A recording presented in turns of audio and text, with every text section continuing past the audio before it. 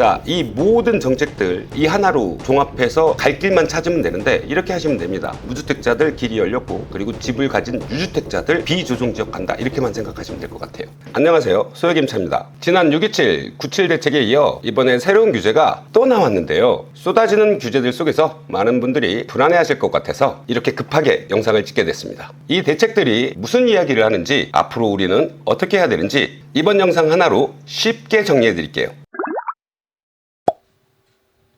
아니, 소희님. 네. 무슨 규제가 또 나왔어요. 그러게요. 또 나왔죠? 이게 뭐예요? 왜 이렇게 자주 나오는 거예요? 정부가 원하는 부동산 상승률이 있거든요. 근데 그 상승률을 넘어가 버린 거예요. 아, 집값이 너무 오른 거예요? 맞아요. 집값이 너무 오르다 보니까 이거 수요를 억제하지 않고서는 공급이 될 때까지 폭등하겠다. 이제 무서운 거야. 그러니까 규제가 한번 나왔는데도 자기 생각대로 잘 안 됐고 또 하나를 냈는데도 자기 생각대로 잘 안 됐죠. 그러니까 이번에 더 강력하게 아예 집 사지 마! 이렇게 규제가 나왔다고 보시면 됩니다. 아니, 근데 그런다고 집을 안 사고 싶어 해요? 그냥 사고 싶은데 참는 거 아니에요? 그래서 이렇게 생각하시면 될 것 같아요. 자, 오를 부분은 다 오르게 됩니다. 결국 얼마나 걸리느냐의 차이잖아요. 근데 이제 정부는 그런 거야. 너무 짧은 기간 안에 너무 폭등을 해버리면 안 된다는 얘기야. 그래서 이번 규제로 인해서 아마도 좀 강력한 규제이기 때문에 오르는 수준 자체가 예전에 6.27보다는 좀 낮아지게 될 겁니다. 그게 아마 정부가 바라는 바라고 저는 생각하고 있어요. 그래도 어쨌든 오르긴 오른다는 거네요. 방금 말씀하셨다시피 PD님도 집 없죠?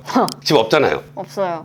팩트 폭행하는 게 아니라 집이 없는데도 불구하고 그런다고 안 오르나요? 이렇게 생각하시죠? 네. 근데 이제 집 사는 사람들도 그렇게 생각할 거고, 무엇보다 집 파는 사람들이 그 생각을 못 버릴 거거든. 그러면 집 파는 사람들이 잠깐 안 팔린다고 해서 가격을 낮춰서 내놓는 일이 거의 없겠죠. 그렇기 때문에 지금 시장 자체가 사람들의 욕망 자체를 자극해 버렸는데, 이렇게 대책 나온다라고 해서 뭐 보합세로 가거나 하락세로 가거나 그런 일은 좀 안 나오지 않을까. 게다가 그렇게 나오기에는 이번 대책이 그렇게까지는 강하지 않다. 엄청 강하게 말하는 것 같던데. 조회수. 예, 6.27 때도 그랬어요. 엄청난 게 왔다. 그죠? 근데 이번에 또 반복됐잖아요. 예전에 엄청난 거 썼으니까 이번에 어떻게 해야 돼? 세상에 없던 게 나왔다 이렇게 하겠죠. 그럼 다음에 또 처음 내는 뭐 이런 거 나오겠죠? 그러니까 언론에 휘둘릴 필요 없이 그냥 시장 따라서 투자 준비하시면 된다. 그리고 법안 바뀐 거에 따라서 투자 준비하면 된다. 이렇게 말씀드릴게요. 부동산 아는 사람이야 그렇게 생각하겠지만 저는 진짜 아무것도 모르잖아요. 뉴스나 뭐 이런 공문이나 그런 거 봐도 아무것도 모르겠거든요. 한번 알기 쉽게 이번 대책에 대해서 좀 간단하게 설명해 주세요. 이번 규제를 한마디로 정리를 해보자면 규제 지역의 확대입니다. 공급 대책은 97 대책에서 이미 나왔고, 수요를 억제한다. 그러니까 쉽게 얘기하면 못 사게 한다. 부동산 가격을 올라가는 걸 막기 위해선 살려고 하는 사람들이 못 사게 하고, 공급이 많아야 경쟁력이 더해져서 가격이 오르는 게 막아지잖아요. 그리고 공급이 많아지게 되고 해당하는 공급 물량들이 가격이 그렇게 높지 않다면 가격이 높게 있던 건 얘랑 경쟁하려면 가격을 낮춰야겠지. 그렇게 잡아야 되는데, 문제는 엊그저께 새로 뽑힌 국토부 장관이 나와서 말씀을 하시더라고. 집은 그렇게 빨리 공급할 수가 없다. 근데 이거 어디 많이 들었던 얘기거든요. 문재인 정권 때 국토부 장관한테 그때는 뭐라고 비유를 했냐면 아파트는 빵이 아니다 이렇게 비유를 했어. 그게 무슨 말이에요? 빵은 그냥 찍어내면 되죠. 근데 아파트는 찍어낸다고 바로 나올 수 있는 게 아니니까. 아파트 같은 경우엔 해당하는 주민들이 다 그 자리에서 나가야 되고, 거기에 터를 파고 기초를 만들고 회전시켜 올려야 되고 그 내부 기관들을 만들어야 되고 인프라 만들어야 되고 하는데 걸리는 시간이 있잖아요. 그 시간만큼 공급이 빨리 이루어질 수는 없다. 다른 공급을 생각해봐도 그럼 기존에 있던 집들을 공급할 수밖에 없을 텐데, 그럼 기존에 있던 집들을 재건축한다고 하면 그 사람들도 나가야 되잖아. 그럼 또 멸실, 그러니까 그 집을 철거해야 새로운 집이 들어가잖아요. 그러니까 공급으로 가기까지 시간이 걸리는데 그 시간이 걸리는 동안 사람들이 못 기다리고 사는 거야. 그러면 어떻게 하겠어요? 사는 사람들이 집을 사서 남는 일이 없게끔 만들어야겠지. 그리고 만약에 산다면 집 많은 사람들이 집을 사서 돈을 버는 일이 없어야 집 없는 사람들이 살 수 있는 기회를 얻을 수 있겠죠. 거기에 포커스를 맞췄다라고 보시면 돼요. 그래서 이번에 나온 대책 중에서 가장 강력한 것 중에 하나가, 기존의 서울의 규제지역이라고 많이 들어보셨죠? 여기는 부동산으로 돈 벌 생각하지 마라고 규제지역을 지정해 놓은 게, 강남 상부, 용산구는 규제지역이다 이런 말 많이 들었잖아요. 근데 그런 동네가 돈 제일 많이 버는 동네 아니에요? 맞아요. 그러니까 규제를 하는 거예요. 어떻게 이상하게 그래요. 대책이 나오면 가격이 올라. 가격이 오르니까 규제를 하는 거예요. 그럼 또 가격이 오르겠죠. 그럼 또 규제를 하겠죠. 가격 또 규제를 하니까 가격이 오르겠죠. 가격이 오르니까 규제를 하는 건데, 사람들이 살려는 마음을 없애질 않으니까 사람들은 어떤 생각을 하냐면 규제를 하면 가격이 올라? 규제를 하면 가격이 올라. 이게 이전에 있었던 문재인 정권 때 나왔던 규제하고 크게 다르지 않기 때문에, 다만 문재인 정권 때는 4, 5번에 걸쳐서 냈던 규제를 한꺼번에 모아서 냈다라고 생각하시면 되고요. 자, 이것저것 많은 내용들이 포함되어 있어요. 뭐 주거 안정화 대책이라고 해서 공문이 나와 있긴 한데 거기에 뭐 대출이든 세제든 뭐 이렇게 하겠다 또는 거래 환급도 하겠다 이렇게 말이 많은데 집을 살려는 우리 입장에서는 딱 두 가지로 이제 압축해서 이 부분만 보시면 됩니다. 첫 번째는 조정지역 및 투기과열지구의 확대, 두 번째는 같은 지역의 토지 거래 허가구역으로 묶였다 라는 정도로 알고 계시면 될 것 같습니다. 복잡하죠? 이게 역사부터 쭉 설명을 하자면 되게 긴데 이렇게 보시면 돼요. 정부가 바라는 건 그거예요. 부동산 가격들이 빠지면 안 돼. 떨어지라고 지금. 아니에요. 떨어지라고 하는 거 아닙니다. 엥? 부동산 가격이 적정순으로 오르면 돼. 물가 상승률만큼만. 예를 들어서 부동산 가격이 지금 절반 정도로 50% 떨어져 봐. 그럼 전세 들어가 있는 사람들 다 어떻게 되겠어요? 또 전세 난리 나겠죠. 눈물 나죠. 맞아요. 그리고 보증금 못 받는 사람 또 막 생산되겠죠. 그리고 보증보험으로 전세 들어갔던 사람들 다 어떻게 되겠어요? 전부 다 보증보험에서 돈 받고 또 보증보험회사는 또 많은 돈을 거기다 또 쏟아붓겠죠. 그런 일들이 또 벌어져요. 그러니까 정부가 원하는 건 뭐냐면 사람들이 불만 가지지 않을 만큼만 오르고 그 불만 가지지 않을 만큼만 내리는 거지 너무 폭등하거나 너무 폭락하는 걸 원하지 않습니다. 그래서 대책도 한꺼번에 모아서 딱 한 번에 딱 내는 게 아니라 이렇게 많이 내면 혹시 떨어지는 거 아니야? 무서워서 이만큼 내는 거고 이거 약발이 없는데? 그럼 요만큼까지 한번 내볼까? 이렇게 했던 게 이제 이 전전 정권이고 이번에는 딱 봤더니 어때요? 6.27 대책 냈는데도 불구하고 폭등해버리죠. 뭐 그거 신경도 안 쓰고 한두 달 정도 신경 쓰고 나중에 사버리죠. 그러니까 이번엔 사람들이 지금 집 살 생각을 막기 위해선 엄청난 대책이 있어야겠다라고 해서 이번 대책이 좀 세게 나왔다라고 보시면 되고요. 그런 지역들만 딱 핀셋으로 묶어서 여기는 사지마, 여기는 투기하지마 라고 지정하는 게 규제지역이거든요. 근데 그 규제지역이 조정지역, 투기, 과열지구, 투기지구 이렇게 지정을 할 수가 있는데 자, 지금 서울 전 지역 25개 구하고 경기도 12개 지역 예를 들어서 뭐 분당, 광명 뭐 우리가 흔히 가격 올랐다고 알고 있는 부분 12개 지역까지 해서 조정지역은 물론 투기 과열되는 지구다라고 해서 묶어버렸어요. 그 얘기는 뭐냐면 이 동네에 집 살려고 하면 제약이 있거든. 대출도 만약에 무주택자가 한 채를 산다고 하면 40%로 제한할 거고 그러니까 돈이 좀 있어야 돼. 네 돈으로 사는 건 말리잖아. 근데 대출은 안 해줄 거야 라는 제약하고 근데 만약에 네가 생애 최초로 집을 살 거야 라고 하면 70%까지 대출해줄게 라고 대출 규제를 하고 또 하나는 해당하는 곳에 집이 있는 사람이 집을 살 때는 이제 취득세가 종전엔 비규제 지역일 때는 1%였는데 이제는 그게 8%로 올라요. 그럼 세금을 많이 낸다는 얘기죠. 그리고 양도세도 2주택자 같은 경우에는 원래 내는 양도세 플러스 20% 만약에 2주택자 이상 3주택 이상일 경우에 플러스 30%로 내가 돈 번 것도 더 많이 내야 돼. 그 얘기는 뭐냐면 집 있는 사람은 여기 집 살려면 세금도 많이 내야 되고 수익도 적게 나 각오해 이런 얘기거든요. 아니 30%나 더 내면 남고 말고가 문제가 아니라 더 내는 거 아니에요? 그걸 노리는 거예요. 그러니까 여기에 집 사서 투기할 생각 하지 마. 여기는 집으로 돈 못 벌어. 그런 지역이니까 그냥 딴 데 가. 이런 얘기입니다. 이게 조정지역과 투기 과열지구에서 나타나는 제약이고요. 또 한 가지는 더 엄청난 게 지정이 됐거든요. 그 엄청난 게 같은 지역에 서울의 25개 구하고 경기권에 있는 12개 지역 같은 경우엔 규제지역으로 묶었을 뿐만이 아니라 여기에 토지가 포함된 집을 살려면 허가를 받아야 돼.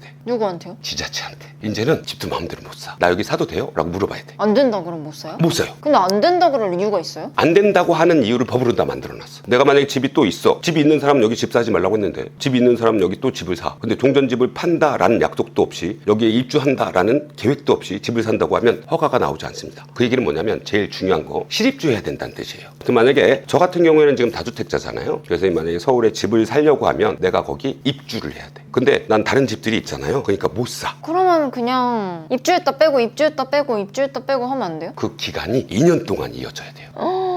그래야만 허가를 해줘요. 그러면 정리를 해볼까요? 두 개 법안 다 정리를 해서 서울하고 경기 12개 지역은 지금 내가 집이 없는 무주택자만 가능하다. 전 가능하네요. 가능합니다. 돈이 없어서 그렇지. 지금 벌써 세 번째 규제잖아요. 근데 전에 나왔던 것들이랑 뭐가 다른 거예요? 자, 이렇게 볼게요. 규제를 한꺼번에 많이 하면 가격 상승률만 낮추는 게 아니라 가격이 하락하거든요. 그럼 가격이 하락하게 되면 또 위험해질 수 있어. 10억짜리 물건이 5억으로 돼봐. 그럼 7억에 있던 전세자들은 자기 전세금을 못 받죠. 그럼 어떡해요? 그러면 안타깝지만 못 돌려받는 경우가 많습니다. 아니 근데 요즘 막 전세 보험 이런 것도 많지 않아요? 그럼 돌려줘야 되잖아요. 그렇게 돌려줬었어요. 그래서 이전에 있었던 거를 뒤벼보면 허그나 이런 데를 통해서 보증보험이라는 걸 하죠. 그래서 그 세입자들은 전세금을 다 받았어. 문제는 보증보험이 회수를 못했어. 그럼 보증보험이 적자가 나겠죠. 그래서 이번에 그 보증보험 요율을 또 10% 낮춘다고 하죠. 그 전에 10% 낮췄는데 또 10% 낮춰. 요율이 뭐예요? 내가 만약에 전세 1억에 들어가 만약에 그 요율이 합쳐서 80%다라고 하면 8천만 원까지 보증을 해주는 거거든. 보증을 해주는 비율이에요. 네, 맞아요. 보증을 해주는 비율이라고 보시면 됩니다. 이번 규제는 종전 2개 규제보다 훨씬 더 강력하고요.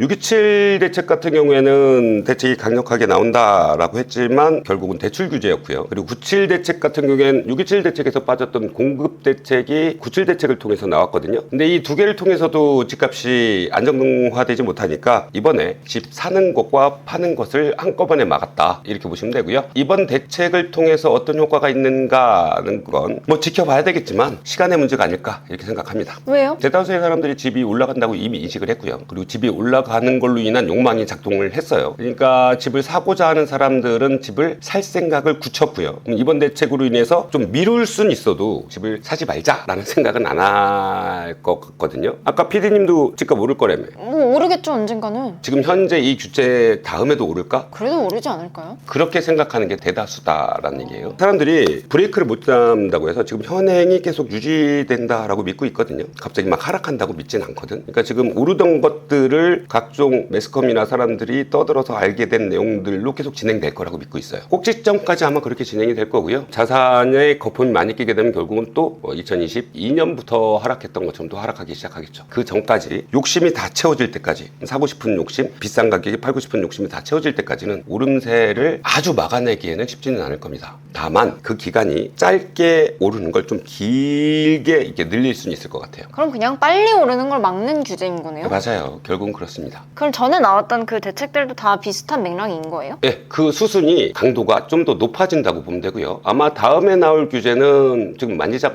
거리고 있는, 아니, 다음이 또 있다고요? 나올 겁니다. 이거 안 나오면 직무유기야. 뭐 국토부나 뭐 이런 규제들을 만들어내시는 분들은 이 전에 있었던 정권에서 이미 실패한 정책인데도 불구하고 또 끌어다 쓰고 있잖아요. 그러니까 이렇게 할 수밖에 없는 또 고달픔이 있어. 그래서 제 생각인데 안타깝게도 2달, 3달을 못 넘기고 아마 내년 초에 또 한번 규제는 나오게 될 겁니다. 그때는 집을 살 때 내는 취득세, 가지고 있을 때 내는 보유세, 그리고 팔아서 수익이 났을 때 내는 양도세들을 아마 만지작 거릴 겁니다. 아니, 소장님, 근데 저는 지금 월세 살잖아요. 막 이렇게 자꾸 규제를 내고 막 막아버리면 집 살 돈 다 모으고 나면 할머니 돼 있을 것 같거든요? 돈 모으는 기간에 대한 건 뭐 이견이 없어요, 저도.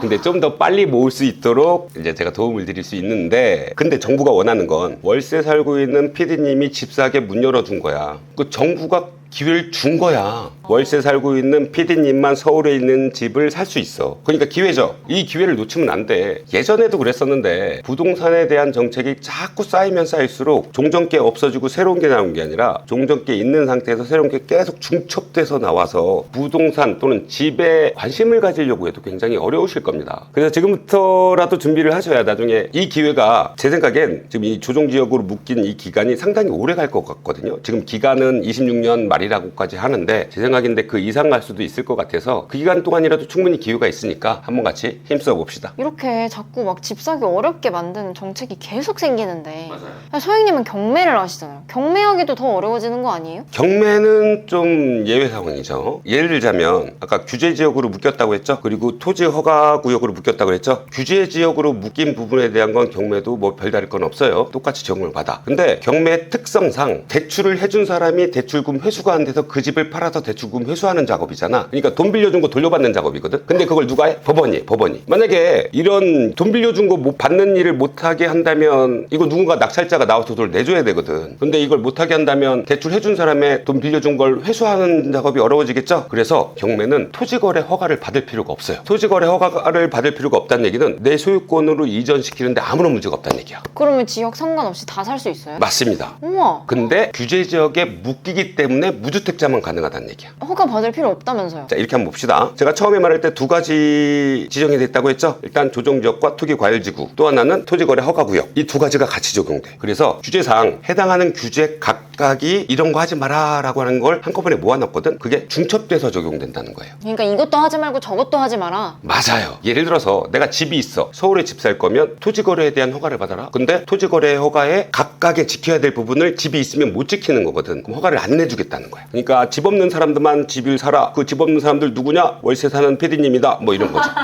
자, 그럼 봅시다. 토지거래 허가 구역으로 지정됐다는 게 굉장히 큰 건데, 그리고 또 하나 그 규제지역 투기과열지구로 지정됐다는 게 굉장히 큰 건데, 왜 커요? 해당하는 게 집을 사는데 제약을 주기 때문에 그렇고, 화면으로 같이 한번 볼게요. 자, 지금 화면에 보시면 좀 색깔 칠해져 있는 데 있죠? 거기 안쪽에 보면 초록색으로 칠해져 있고 바깥쪽에 보면 빨간색으로 칠해져 있죠? 초록색이 기존에 있었던 규제지역이야. 근데 이번에 빨간색이 추가됐다는 얘기죠. 아니 뭐 그냥 다 사지 말란 거 아니에요? 여기가 다 올랐다 판단하고, 그리고 다 올랐다 판단하는 것보다 가운데 지역이 올라서 나머지들도 급하게 오를 가능성이 있다. 그래서 선제적으로 묶는다. 이런 의미라고 보시면 돼요. 그러면 이 효과들이 어떤 게 있는지 이번에 이렇게 주요 효과에 대해서 나오고 있습니다. 그러면 한번 좀 자세히 볼까요? 대출과 세제, 청약을 한꺼번에 묶어서 이렇게 지정을 하면 제약이 된다 라고 보시면 되고요. 조정 대상 지역이면서 투기과열 지구잖아요. 이거 원래 하나씩 책정을 하는데 그냥 한꺼번에 지정을 해버렸어요. 이해가 안 돼요. 뭘 지정한 거예요? 규제지역의 종류 중에서 이렇게 조정 대상 지역과 투기과열 지구를 지정했다. 집 가진 사람은 집 사지 마라. 이런 식으로 제약 거는데 그 제약들을 한번 살펴봅시다. 집 가진 사람은 대출 받아서 살 생각도 하지 말고 청약 당첨될 생각도 하지 말라. 그런 내용들이 여기 담겨 있다고 보시면 돼요. 자, 일단 주담대를 받을 때 LTV가 우리 LTV 70% 이렇게 얘기 들었었잖아요. 근데 이 지역들은 전부 다 40%밖에 안 나와. 그러니까 내가 만약에 뭐 10억짜리를 사? 그럼 4억만 나와. 아니 6억이 어딨어요. 10억짜리 안 사면 되지.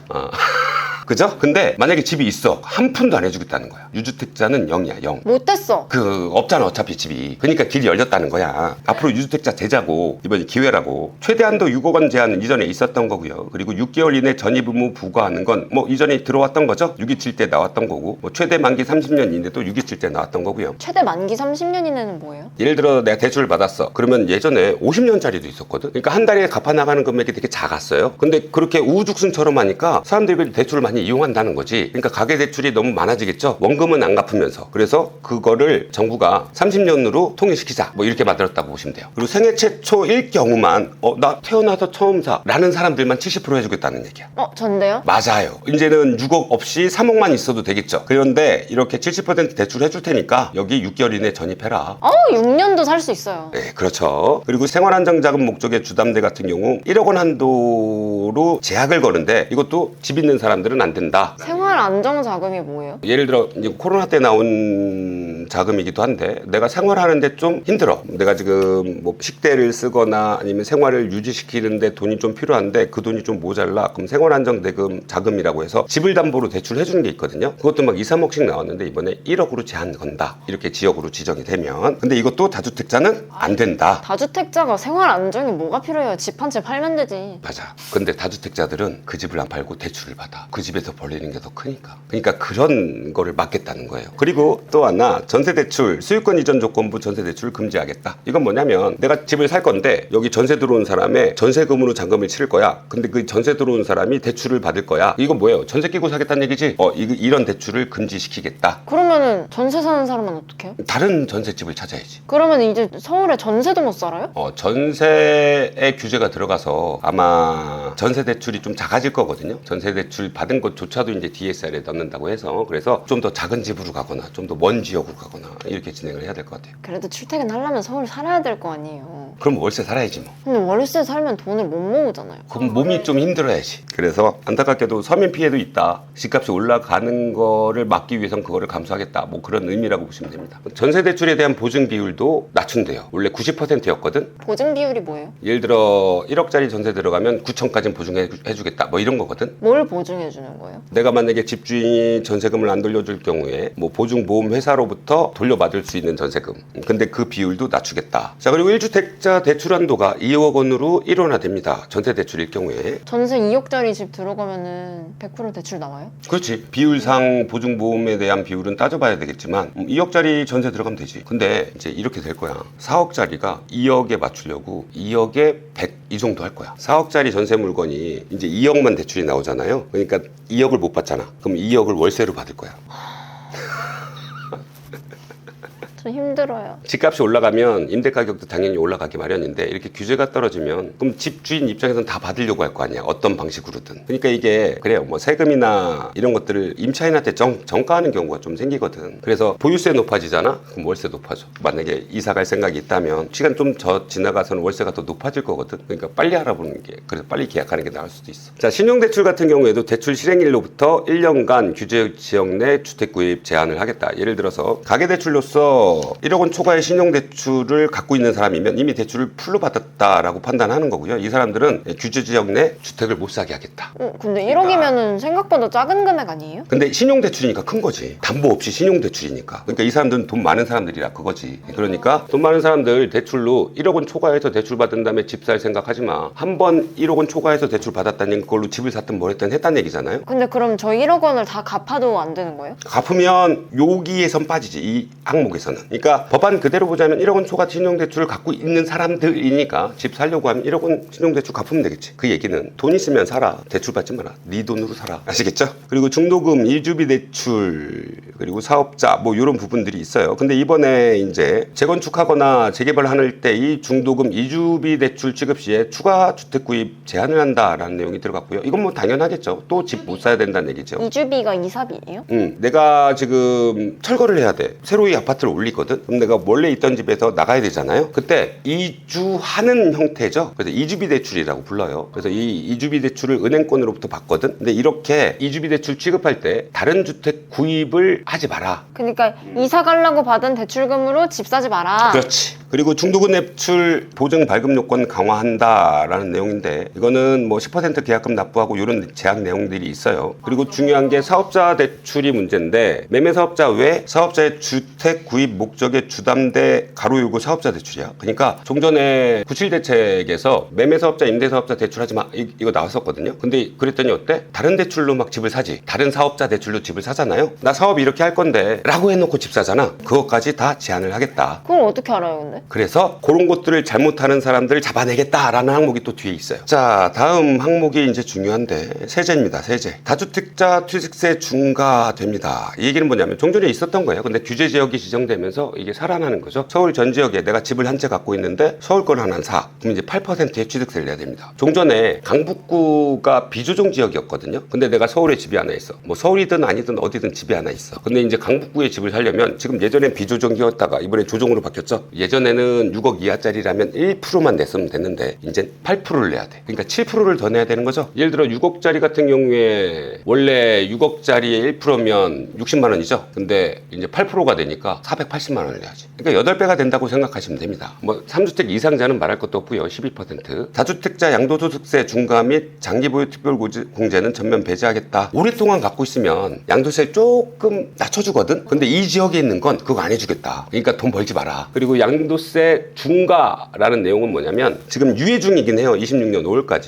근데 만약에 내가 2주택자야. 근데 내가 팔았어. 팔았는데 이걸 좀 오랫동안 갖고 있어서 팔아서 15% 양도세 구간이야. 근데 이 사람 집 많은 사람이 팔았지. 이 사람 돈 벌고 있지. 그 돈 버는 걸 적게 해야 되겠지. 그래서 플러스 20% 하겠다는 얘기죠. 그러면 15% 구간이 35%가 되겠죠. 3주택자 이상인 경우에는 플러스 30% 돈 벌지 마라. 이런 얘기입니다. 양도세 같은 경우에는 1세대 1주택 비과세 요건 강화한다는 얘기는 종전에는 2년만 갖고 있으면 비과세가 채워졌거든요. 그러니까 그런 사람들이 있잖아요. 내가 집을 샀는데 이 집을 다 못 사. 그래서 전세를 끼고 샀어. 그리고 난 딴 데서 임대 살아. 그러면 2년 후에는 이 집값이 올라간 것만큼 비과세로 나는 수익을 거둘 수 있었거든. 근데 그러지 마라. 너 이제 집에 들어가서 살 거 아니면 집 사지 마. 라고 해서 2년 거주 요건이 추가됩니다. 자, 주택일 경우에는 수도권 3년, 지방 1년 전매 제한 걸리고요. 전매가 뭐예요? 집이 만들어지기 전에 파는 거 중지한다고. 집이 만들어지기 전에 팔 수가 있어요? 팔 수 있어요. 왜냐면 입주권 있잖아. 분양권 있잖아. 그거를 전면적으로 금지한다는 얘기. 그건 왜 금지예요? 아직 집도 안 만들어졌는데 분양권을 사고 팔면서 분양권 가격이 올라. 집도 안 만들어졌는데. 그걸 프리미엄이 붙는다고 하거든. 그럼 프리미엄이 붙은 상태에서 집이 완성되면 집값이 엄청나게 분양가보다 높아지겠죠. 그럼 걔가 새로 생긴 아파트의 가격이 높아졌으니까 주변의 가격을 다 끌어올리겠지. 그걸 막기 위해서. 자, 여기서 중요한 거 하나만 더 짚고 넘어갈게요. 일단 정비사업이란 건 아시다시피 재건축, 재개발을 의미하죠. 근데 이제 그랬었거든. 조정지역이다가 조정지역이 풀리면서 강남 3구나 용산구 외에는 재건축 지역에 언제든 집을 살 수 있었거든요. 근데 이제는 재건축 같은 경우에는 조합 설립이 완료됐다. 조합 조합 성립이 인가됐다. 그 이후에 사면 안 돼. 그 이후에 사면 아파트를 받을 수가 없어. 그 얘기는 그 이후에 사지 말란 얘기야. 왜? 그게 사고 팔면서 가격이 올라간다고 했죠? 그러면 사업성이 망가지거든. 재건축 조합원 되기 전에 사면은 상관없고 저게 되면은 사면 안 돼요? 서울은 이제 그런 거지. 조합이 설립되면 하겠다는 의지를 보여준 거거든. 집값이 올라가는 것들을 다 제거하기 위해서 만약에 네가 재건축하는 집 사고 싶으면 쭉 진행돼 가고 있는 거 사지 말고 먼저 사버려. 근데 이제 이 먼저 사는 건 모험이거든. 될지 안 될지 가능성을 잡아야 되거든. 그렇다면 조합 설립된 이후에는 거래량이 낮아질 테니까 가격 상승을 낮추는 효과가 있겠죠? 근데 이게 조합 설립된 이후에 사도 내가 아파트를 받을 수 있는 게 있어. 이게 경매야. 어떡해요? 경매는 그 돈 빌려준 거 돌려받는 작업이죠. 그렇기 때문에 가능해. 근데 문제는 그걸 또 개개인이 또 이렇게 장난질 칠 수 있잖아. 그래서 국가, 지자체, 그리고 대통령령으로 정한 은행, 예를 들자면 뭐 신한은행, 뭐 대부분 우리가 알고 있는 은행, 그 은행들이 경매 넘긴 거에 한해서. 그러면 뭐 재건축 아파트를 사고 싶은데 일반적으로 내가 조합 설립된 이후에 있는 아파트를 산다면 나는 조합원이 못 되기 때문에 아파트를 못 받아. 근데 경매로 낙찰받으면 난 그 아파트에 입주할 수 있어. 더 중요한 거 말씀드리면 이제 서울 전역이 요게 적용된다고 했죠. 여기에 자금 조달 계획서, 입주 계획 신고가 의무야. 반드시 해야 돼. 근데 경매는 또 이걸 안 해도 된다? 우리는 경매로 낙찰받는 건 집값을 올리기 위해서 받는 게 아니라 빌린 돈 받으려고. 그렇지. 상당히 이점이 생기지. 그럼 입주 안 해도 돼요? 그 입주 부분을 제약하는 게 여기 두 번째 부분은 토지거래 허가구역에 대한 추가 지정입니다. 서울시 전역 그리고 경북 일부 지역 토지거래 허가구역으로 지정한다. 대상 지역은